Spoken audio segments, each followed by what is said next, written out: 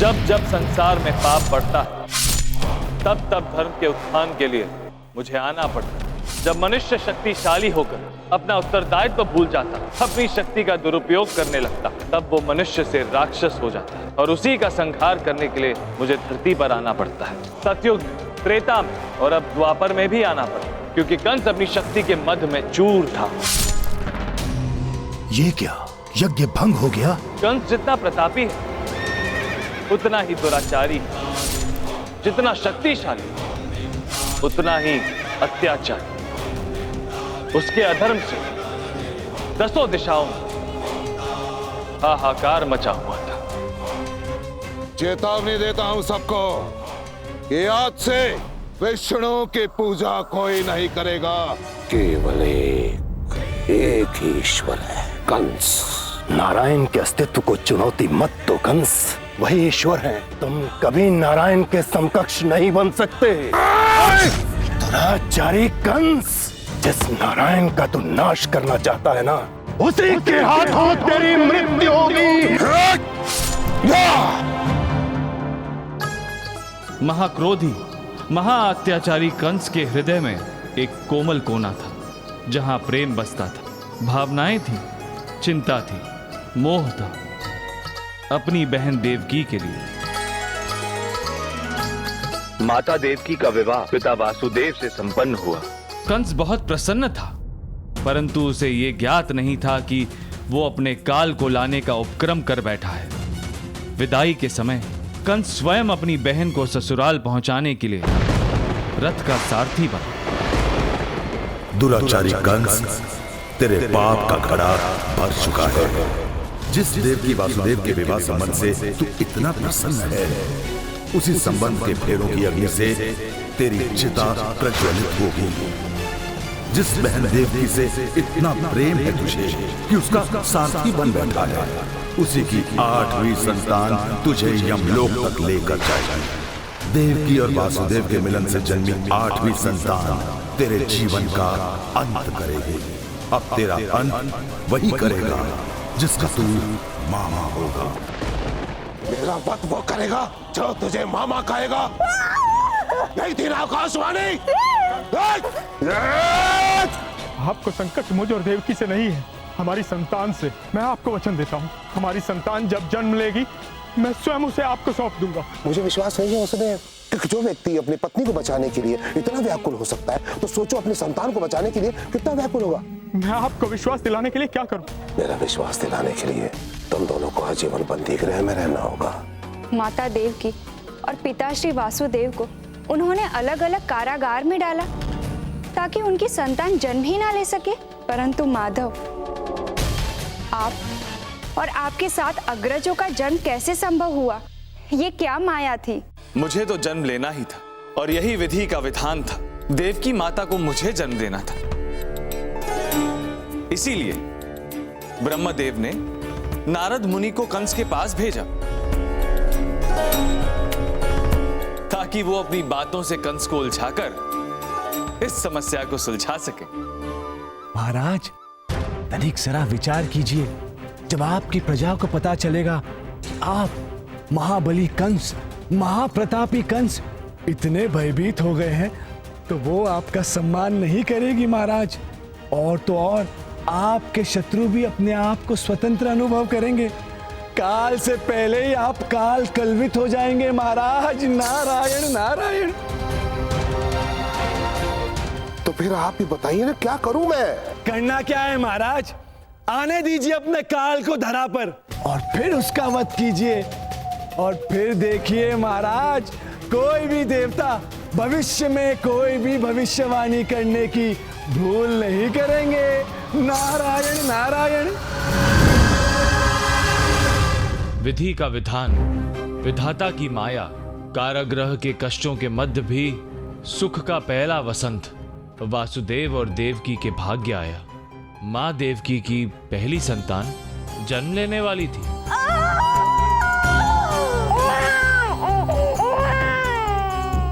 महाराज, महारानी देवकी ने अपना पहला पुत्र को जन्म दे दिया है। देखिए, देखो, पुत्र प्राप्ति का सुख तुमने पा लिया, अब काल समाप्ति का सुख मुझे पाने दो।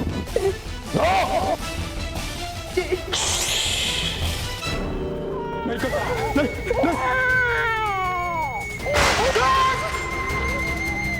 अश्रु मत बहाओ देवकी, इन अश्रुओं का यहाँ कोई मोल नहीं। कितनी अभागिन हूँ मैं, जिस भाई से रक्षा का वचन लेती रही, उसी के हाथों अपने संतानों को 6 बार इस नरक से निकली हूँ। अब एक और बार फिर वो भयानक दृश्य मेरे सामने आने वाला है। कोई तो युक्ति होगी, कोई तो उपाय होगा जो एक माता पर दया कर सके। देवी रोहिणी, तुम यहाँ?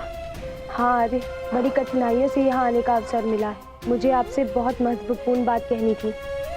देवकी, ये मेरी प्रथम पत्नी रोहिणी है। मैं एक विशेष प्रयोजन से आप दोनों से मिलने आई हूँ। कैसा प्रयोजन? इस संतान का बचना आवश्यक है देवकी, इसलिए देवी योग माया ने अपनी माया से तुम्हारे गर्भ में पल रहे शिशु को मेरे गर्भ में स्थानांतरित कर दिया है। ये बालक अब मेरे गर्भ में सुरक्षित रहेगा देवकी। महाराज महाराज, विचित्र दुर्घटना हुई है। क्या हुआ? कंस के पापों का घड़ा भरता जा रहा था और वो अपने विनाश की ओर जाता रहा। अंततः वो समय आ ही गया जब मुझे धरती पर धर्म की स्थापना के जन्म लेना।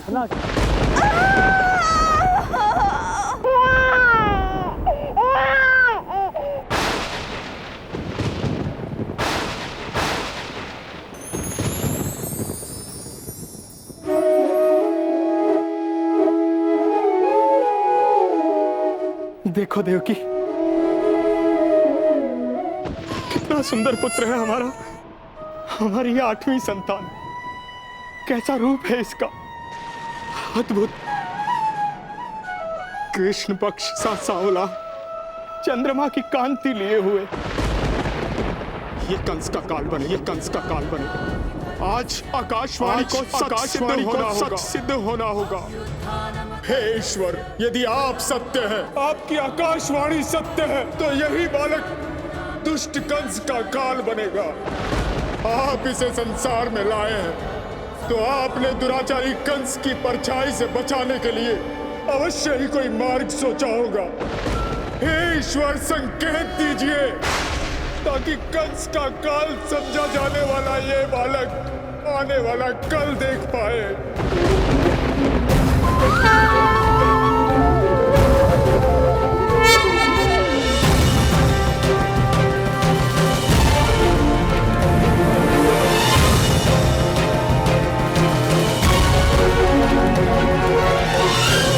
अवश्य ये बालक कंस का काल है वासुदेव, परंतु इस लक्ष्य को प्राप्त करने के लिए प्रारंभिक मार्ग तुम्हें बनाना पड़ेगा। तुम्हें शीघ्र इस बालक को कारवास से निकालकर यमुना नदी के पार गोकुल पहुंचाना है। परंतु प्रभु, ये सब कैसे संभव हो पाएगा?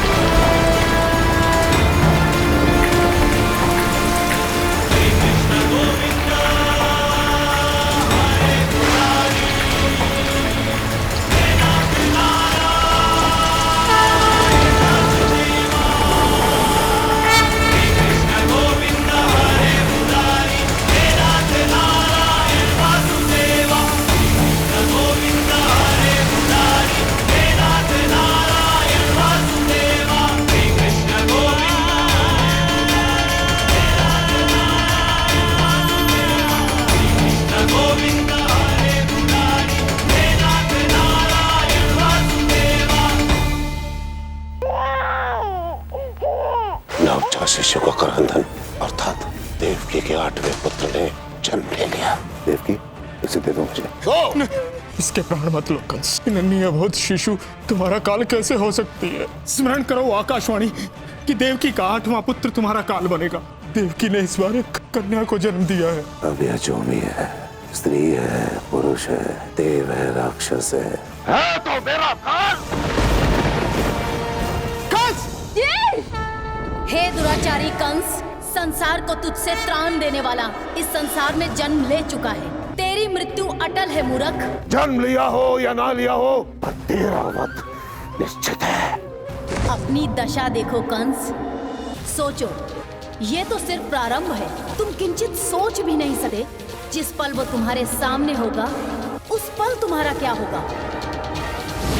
विष्णु, तू मुझे नहीं मार सकता क्योंकि तू मेरे शक्ति से परिचित नहीं है, परंतु कि उस विष्णु ने जहां कहीं भी जन्म लिया हो, वो धरती हो, आकाश हो, पाताल हो, उसे ढूंढकर मैं उन्हें अपने इन्हीं हाथों से समाप्त करूंगा और ऐसी मृत्यु दूंगा कि मृत्यु भी भयभीत हो जाएगी कंस से। माधव, कितना मूर्ख था वो कंस। इतना सब कुछ होने के बाद भी वो स्वयं को आपसे भी अधिक शक्तिशाली समझ रहा था। हाँ रुक्मणी, जब नाश निकट आता है तो सबसे पहले विवेक मर जाता है। जब बुद्धि पर दम का प्रभाव पड़ जाता तो मनुष्य का यही हाल होता है। वो चाहे कितना भी समर्थवान हो, अपना सामर्थ्य अपने ही दम से समाप्त करता जाता है। आर्या, मुझे ये बताइए, यमुना के उस पार गोकुल में जब नंद बाबा को पुत्र होने का संदेशा मिला तब क्या हुआ? क्या होना था पूछो ही मत रुक्मणी।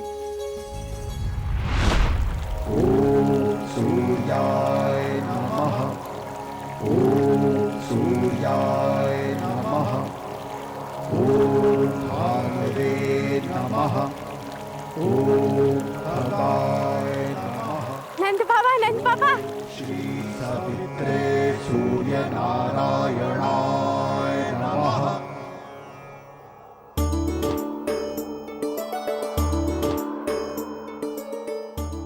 आज आपको माखन मिश्री खिलानी पड़ेगी। आपके यहाँ लल्ला हुआ है, लल्ला।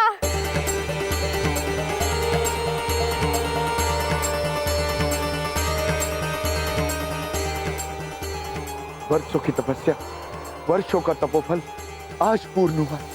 धन्य हो प्रभु, धन्य हो। नंद बाबा, आपकी पगड़ी।